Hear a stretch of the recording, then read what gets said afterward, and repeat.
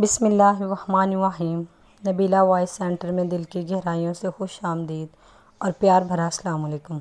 امید کرتی ہوں آپ سب دوست خیریت سے ہوں گے۔ اللہ پاک آپ کی تمام جائز خواہشات کو پورا فرمائے، آمین۔ ایک پاکیزہ فطرت نوجوان کے دل میں یہ سوچ پیدا ہوئی کہ اگرچہ اللہ تعالیٰ کی وحدانیت اور اس کے رسول کی رسالت پر ایمان لانے اور ارکان اسلام پر عمل کرنے سے جنت مل سکتی ہے، لیکن یہ کام خاصا مشکل ہے، کٹھن ہے۔ دنیا میں بہت سارے مسلمان ایسے ہیں جو اس راستے کو طے نہیں کر پاتے اور ہمت ہار کر فسق و فجور کی راہ پر چل رہے ہیں۔ لہٰذا کوئی راستہ ایسا اختیار کیا جائے جو اللہ کے ہاں جلد قبول ہو، جس کی وجہ سے جنت کی طرف جانے والا سالہ سال کا طویل سفر مہینوں میں، مہینوں کا سفر ہفتوں میں اور ہفتوں کا سفر دنوں میں طے ہو جائے۔ تو اس کے جی میں آیا کیوں نہ جہاد فی سبیل اللہ ایک ایسا عمل ہے جو اللہ تعالیٰ کو بہت پسند ہے، اور بلا ناغہ مسلسل نمازیں پڑھتے رہنا اور روزے سے رہنا اس کے پل برابر نہیں ہو سکتا، اور اس کے سفر سے فاصلہ سمٹ سکتا ہے۔ انسان بڑی آسانی کے ساتھ جنت میں داخل ہو جاتا ہے۔ یہ سوچ کر وہ اپنی وفادار بیوی، ننھے منھے بچوں کو والدین کے ہاں، اللہ کے ہاں سپرد کیا اور ہتھیار زیب تن کر کے گھوڑے پر سوار ہو گیا اور معسکر پہنچ گیا۔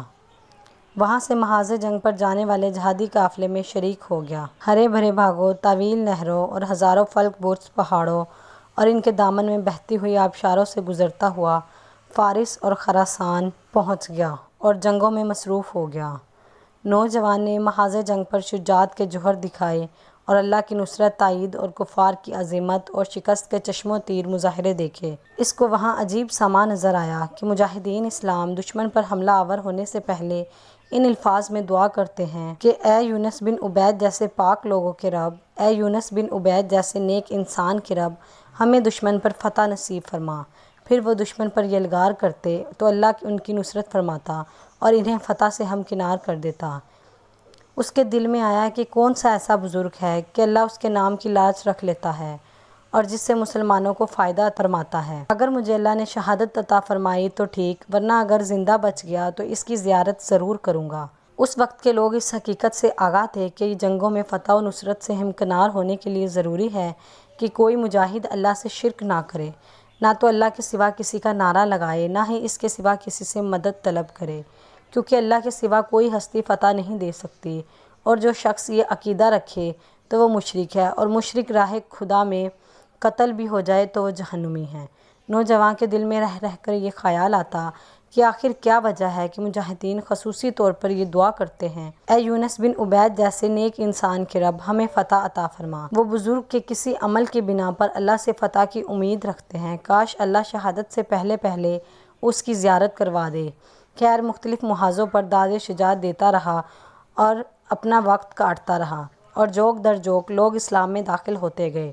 اس شامی نوجوان کو مختلف لڑائیوں میں 4 سے 6 ماہ گزر گئے، تو ایک دن اس کے دل میں ننھے منھے بچوں، وفادار بیوی، بوڑھے والدین اور جوان بہن بھائیوں سے ملاقات کا شوق پیدا ہوا۔ اس نے محاذ کے امیر سے واپسی کی رخصت مانگی، جو اسے آسانی سے مل گئی، اور یہ محاذ جنگ سے واپس ہوتا ہوا عراق کے شہر بصرہ میں پہنچ گیا تاکہ وہاں مال غنیمت سے ملنے والے طلائی سکوں سے گھر والوں کے لیے اچھا سا تحفہ۔ اس نے سوچا کہ پھولدار دیش میں ملبوسات کے دلدادہ اور شائقین ہوتے ہیں، اس لیے اس نے سوچا کہ یہاں سے ریشمی تھان خرید لینا چاہیے۔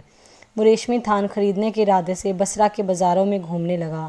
بصرہ کے بازاروں میں خوب چہل پہل اور رونق تھی۔ یہ گھومتا پھرتا ایک دکان کے سامنے جا کر کھڑا ہو گیا۔ اس دکان کا مالک اپنے بھتیجے کو دکان پر بٹھا کر نماز باجماعت ادا کرنے کے لیے مسجد کی طرف جا رہا تھا۔ یہ اس دکان میں داخل ہو گیا اور رنگا رنگ کے تھان دیکھنے لگا۔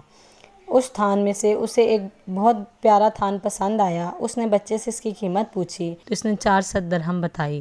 اس نے فوراً 400 درہم ادا کر دی اور وہ تھان لے کر خوشی سے جھومتا ہوا بازار میں چلنے لگا تاکہ کچھ دیگر تحائف خرید کر اپنے ملک کی طرف سفر دوبارہ شروع کر دے۔ اسے اس بات کی خوشی تھی کہ اس نے بصرہ کے بازار میں فروخت ہونے والے ریشمی تھانوں کے مقابلے میں اپنے بازار میں فروخت ہونے والے 100 درہم سستا تھان خرید کر لے جا رہا تھا۔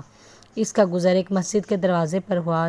نماز باجماعت ادا ہو چکی تھی اور لوگ بقیہ نوافل ادا کر کے دکانوں کی طرف واپس جا رہے تھے کہ اتنے میں اس کے پاس ایک نوجوان آیا اور اس سے پوچھنے لگا کہ یہ تھان کہاں سے خرید کر لے جا رہے ہو؟ اس نے کہا فلاں دکان سے خرید کر لے جا رہا ہوں۔ اس نے پوچھا یہ تھان کتنے کا خرید کر لے کر جا رہے ہو؟ جی میں نے یہ 400 درہموں میں خریدا ہے۔ اس نے کہا مہنگا خرید کر لے جا رہے ہو، یہ تھان اتنا قیمتی تو نہیں بلکہ پورے 200 درہم سستا ہے۔ اس نے کہا ہمارے ہاں یہ 500 درہموں میں بکتا ہے اور میں نے پورے 400 درہموں میں خرید کر لے جا رہا ہوں۔ پھر اس نے کہا میرے برادر اگر تو نے یہ تھان اسی دکان سے خریدا ہے تو یہ 400 درہم کا نہیں ہے، میرے ساتھ چل تاکہ اس کی زائد قیمت واپس تم کو لوٹا دوں۔ پھر شامی نوجوان نے کہا کہ میں نہیں جاؤں گا، میں نے اسے مناسب داموں میں خریدا ہے اور بیچنے والا کوئی نادان بچہ نہیں کہ اس نے مجھے 100 درہم سستا فروخت کر دیا۔ پھر اس نے کہا نہیں میرے برادر، تو میرا مسلمان بھائی ہے اور مجھے تیری خیر خواہی مطلوب ہے، میں تیرا بھلا چاہتا ہوں، اور وہ جس سے تو نے تھان خریدا ہے وہ میرا بھتیجا ہے، میں کوئی بہانہ کر کے تجھ کو واپس دکان پر نہیں لے جا رہا، وہاں جا کر 4.5 یا اس سے زائد درہم وصول کر لوں گا یا تھان واپس لے لوں گا، تو میرے ساتھ واپس دکان پر چل اور کسی قسم کا خطرہ محسوس نہ کر۔ پھر نوجوان اس پر اعتبار کر کے اس کے ساتھ چل پڑا اور اس دکان پر واپس آ گیا۔ دکان کا مالک دکان کے اندر داخل ہو کر اپنے بھتیجے سے دریافت کیا کہ یہ تھان تو نے اسے فروخت کیا ہے؟ اس کے بھتیجے نے کہا جی ہاں میں نے فروخت کیا ہے، کتنے درہموں میں بیچا ہے؟ اس نے کہا کہ میں نے اسے 400 درہم میں بیچا ہے۔ تجھے اللہ سے شرم نہ آئی جو تو نے 400 درہم وصول کر لیے؟ یہ تھان 400 درہم کا ہے کیا؟ میں تجھے بتا کر نہیں گیا تھا کہ یہ تھان 400 درہم کے ہیں اور وہ تھان 200 درہم کے ہیں، تو نے 200 درہم والا تھان 400 درہم میں کیوں فروخت کیا؟ اس نے تھان کے دام پوچھے، میں نے 400 درہم بتائے جو اس کے بارے میں تھے، اس نے باخوشی ادا کر دیے۔ اس نے تو خوشی خوشی ادا کرنے ہی تھے کیونکہ اس کے شہر میں یہ تھان 560 درہم میں فروخت ہوتا ہے اور یہاں اسے یہ تھان 400 درہموں میں مل رہا تھا، لیکن تجھے تو شرم آنی چاہیے تھی کہ ہماری دکان پر یہ 400 درہم کا نہیں بلکہ 200 درہموں کا ہے۔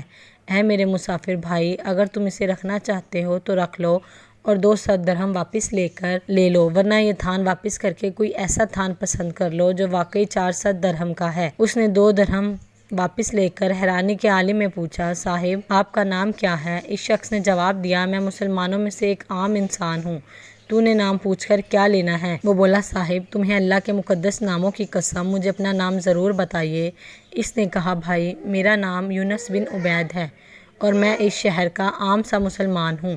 یہ سن کر شامی نوجوان نے اسے غور سے دیکھا اور کہا اللہ اکبر، آپ ہی ہیں وہ نیک انسان جن کے نام پر دشمن فتح حاصل کرنے کے لیے آپ کے نام کے حوالے سے ہم دشمن پر فتح حاصل کرنے کے لیے یوں دعا کرتے ہیں، اے اللہ، اے یونس بن عبید جیسے نیک انسان کے رب، ہمیں فتح نصیب عطا فرما۔ وہ نوجوان کے منہ سے یہ الفاظ سن کر یونس بن عبید حیرت سے سبحان اللہ کہہ کر اس کا منہ تکتے رہ گئے۔ یہ تھے یونس بن عبید رحمۃ اللہ علیہ، اللہ کے مقرب بندے جنہوں نے نہ کسی پیر کے دستے حق پر بیعت کی، نہ کسی کے خلیفہ مجاز، نہ کسی گدی کے سجادہ نشین تھے، نہ کسی درگاہ کے مجاور، نہ اس کے سر پر امامہ ہوتا تھا، نہ گلے میں موٹے موٹے موتیوں والی مالا۔ یہ سیدھے سادے مسلمان تھے، وہ تجارت کرتے تھے اور اپنے پیشے میں سچے اور کھرے انسان تھے۔ یہ نہ تو نماز پنجگانہ کے علاوہ لمبے لمبے نوافل ادا کرتے اور نہ رمضان کے علاوہ پے در پے روزے رکھتے۔ یہ اللہ کی مخلوق کے سچے خیر خواہ تھے اور لوگوں کی خدمت کو اپنا عمل سمجھتے تھے، اس کے ذریعے اللہ کا قرب تلاش کرتے ہیں۔ جب مرد یا عورت کوئی ان کے پاس ریشمی تھان فروخت کرنے آتے اور اپنی قیمت 400 درہم طلب کرتے تو یہ وہ تھان دوسرے دکانداروں کو دکھا کر اس کی صحیح قیمت پوچھتے۔ اگر وہ کہتے کہ یہ 1000 درہم کا ہے تو وہ ان کو ادا کرتے تھے، وہ ان کو 400 درہم ادا کرنے کی بجائے 1000 درہم ادا کر کے تھان خرید لیتے اور پھر بہت کم منافع پر اسے فروخت کرتے تھے۔ اللہ ان کی روزی میں برکت عطا فرماتا اور روزانہ سینکڑوں گاہک ان کی دکان پر بھیج دیتا اور ان کی تجارت روز افزوں ترقی کرتی جاتی۔ روزی کے نام پر غریب خریداروں کے کپڑے اتار کر حج اور عمرے نہیں کرتے تھے بلکہ خرید و فروخت پر نرمی اور کشادگی کرنے کو بڑا حج اور عمرہ سمجھتے تھے۔ ان کی یہ سچائی اللہ کو پسند آ گئی اور اللہ ان سے محبت کرنے لگا، اور اللہ پاک جس سے محبت کرتا ہے اس سے تمام انسان محبت کرنے لگتے ہیں، اور یہ جنگ میں جانے والے لوگوں کے لیے ان کا نام ایک بہت بڑا مقبولیت کا نام بن گیا، اور لوگ ان کے نام کے حوالے سے اللہ سے فتح کا سوال کرنے لگے۔ اللہ ان کی دعاؤں کو قبول فرماتا۔ ایسے بھی تھے لوگ اور ایسے بھی تھے مسلمان اس جہاں میں۔ امید کرتے ہیں آج کی ویڈیو آپ کو پسند آئی ہو تو ہماری ویڈیو کو لائک اور چینل کو سبسکرائب ضرور کر دیجیے گا۔ ملتے ہیں اگلی ویڈیو میں، تب تک کے لیے اللہ